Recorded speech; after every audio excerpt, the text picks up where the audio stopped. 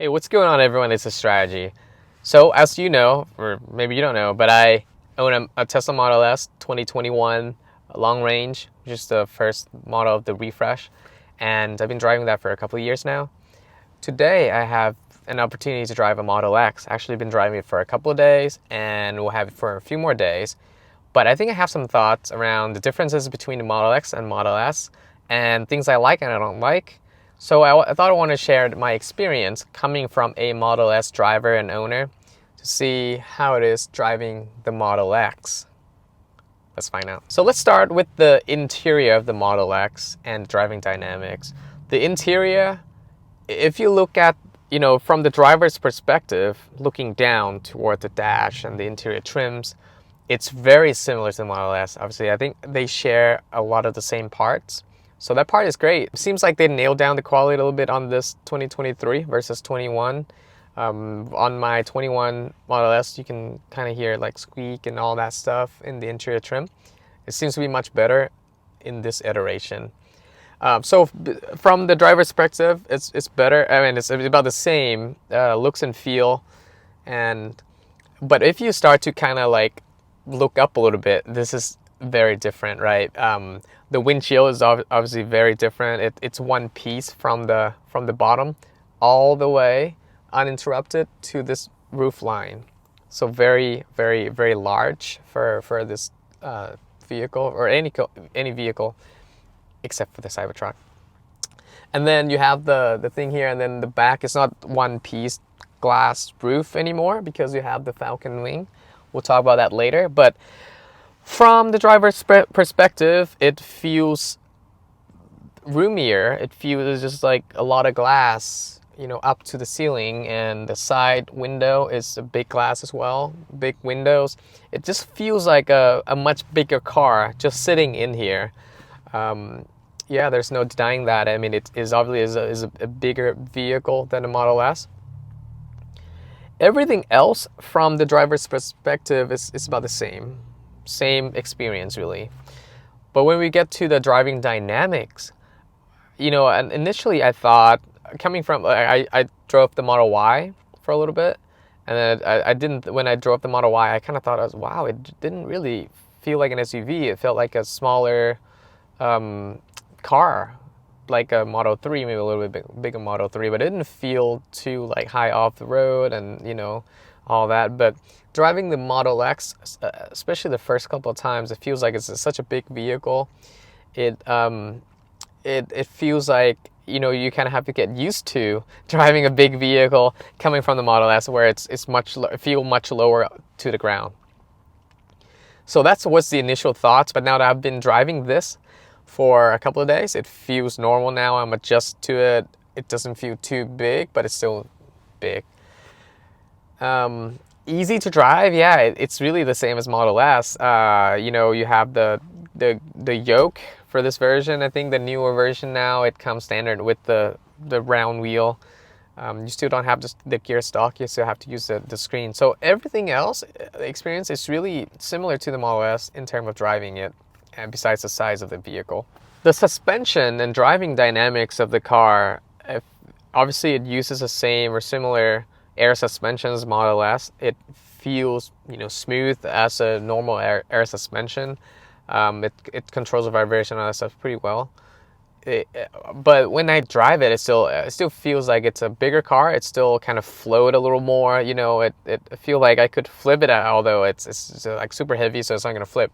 But I still feel like it's such a much taller vehicle than a Model S, not as low as to the ground. So you definitely feel that driving it. Very different than Model S, until you get used to it, and then you can say, oh, just a regular vehicle.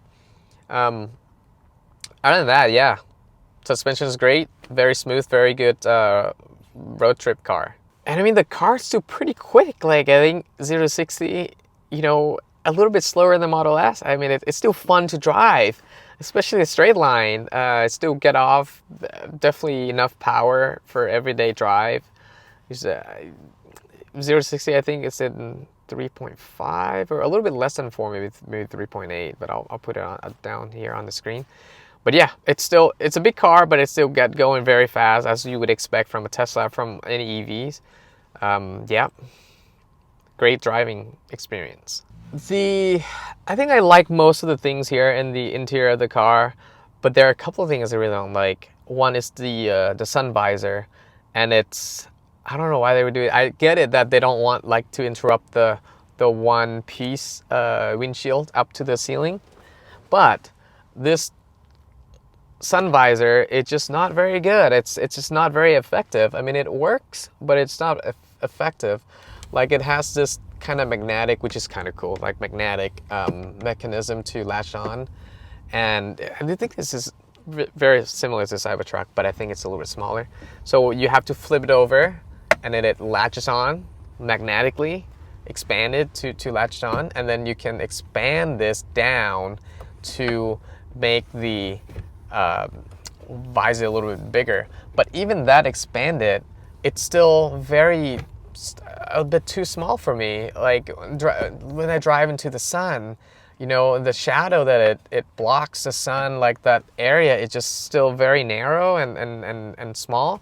So like, you still have to like kind of move your head a little bit to make sure that your eyes are blocked from the sun by the visor. Otherwise, it doesn't give you a whole lot of protection against the glaring sun. And it's kind of, I don't know, I wish it was just like a normal visor. I know I don't know if it's a little thing or not, but I think it's really bothering me. So that's one thing that probably the things I hate the most about this car. Other than that, I don't have any complaints over the interior. I like it.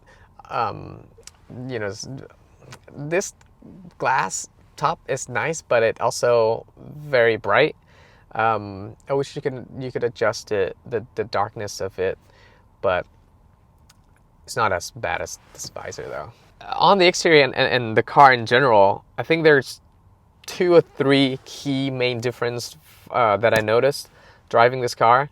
Is first of all the doors. So obviously the Falcon wings are pretty cool, pretty awesome, pretty useful. I like it better than, you know, for a big SUV, better than like regular doors. I think it makes it a lot easier to get in and out of the vehicle, so that's great.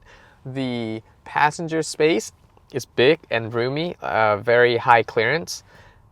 Perfect, great for an SUV. Much bigger than a Model S. So you definitely feel like you have more room inside, as to be expected. Okay, to get in, just open the door. This will open up. And then look at the space here. I can just, you know, I didn't have to bend down at all. And then I can close it, right? Press the button, the door closes.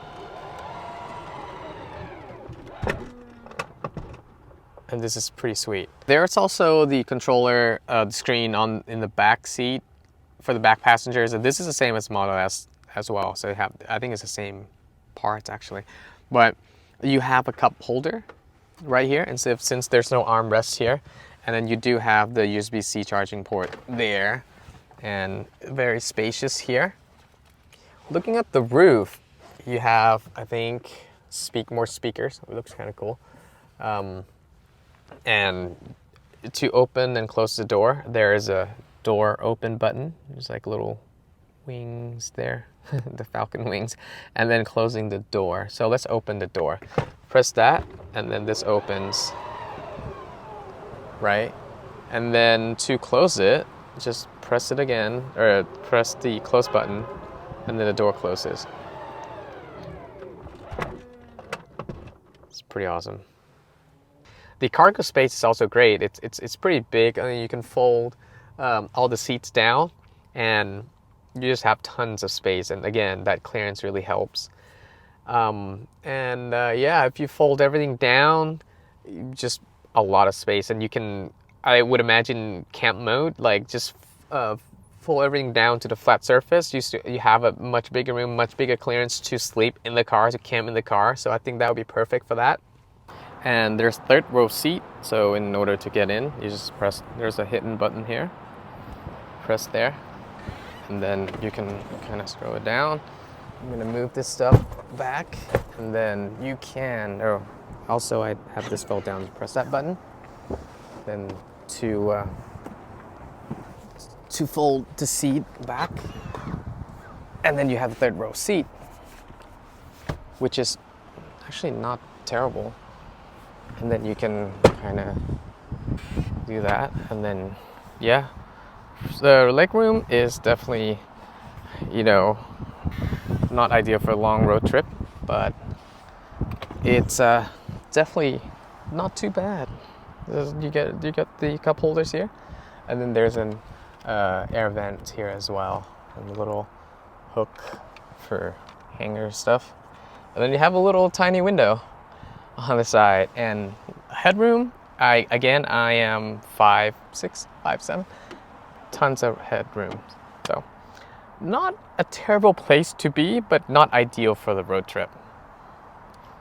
And I also really like the automated doors. I know this is actually a surprise for me, because like when I heard about the feature, I was just like, okay, whatever, right? But it's actually pretty handy most of the time. I mean, there's some occasions that I don't want to open the door to open, but it's to open it, so it almost hit me sometime. But now I get used to it. I kind of expect when it's gonna open. Then I know how to use it, and it's perfect most of the time. But it's just really cool. Like, you just walk up to your car, the door open automatically, the driver's seat, the driver door. You get into the seat, press the brake, the door closes automatically. It's just so perfect. I kind of wish that the only thing is to lock the car. Like, I hope that they one day make it easier to lock the vehicle once you get into the car and close the door. Maybe automatically locked, or a bigger button on the screen to lock it, or where it's easily located. Or maybe it does that, I just don't see it. So I would have to find like that little lock icon on the screen, and sometimes it's hard to find once the door closes. So, but yeah, this was a big surprise. I really like the feature, and I kind of wish that the Model S has this too. I don't know why they wouldn't put it in the Model S. It's kind of cool. And the ability really to close all the doors, open and close all the doors from the center screen, and the app. It's just amazing. You can't do that with the Model S. You can't do that with the Model Y. You cannot do that with the Model 3. I don't think on the Cybertruck either. So this is very unique to the Model S, and I think this would be one of the biggest reason why I would want the Model X. Besides the more capacity, more room for the passengers and all that. Okay, to get out of the car, I obviously press this button and the door opens. And this has sensor, so if there's a car next to you, really close by, it will actually not open as wide, so it won't hit it in most scenarios. And then you can walk out, and then the door will close itself when it locks.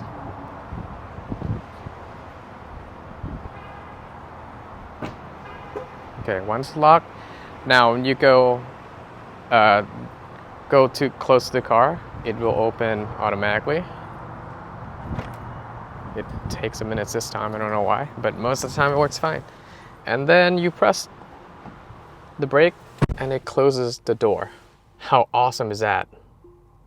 These are the key differences that I noticed coming from a Model S to driving a Model X for a few days now.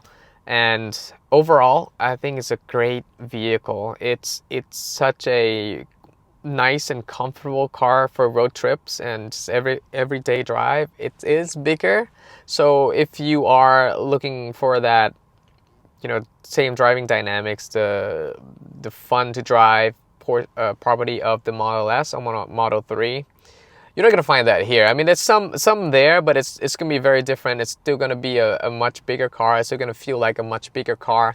You're still not gonna be able to fit into a small parking space or small streets for Boston, for example. So it's a little bit hard harder or more difficult to drive in the small street and park in the small spaces. But if you don't have those issues, if you're not going to go into super small tight spaces, which here in the US, I mean, that's not a lot of those scenarios. It is such a great car.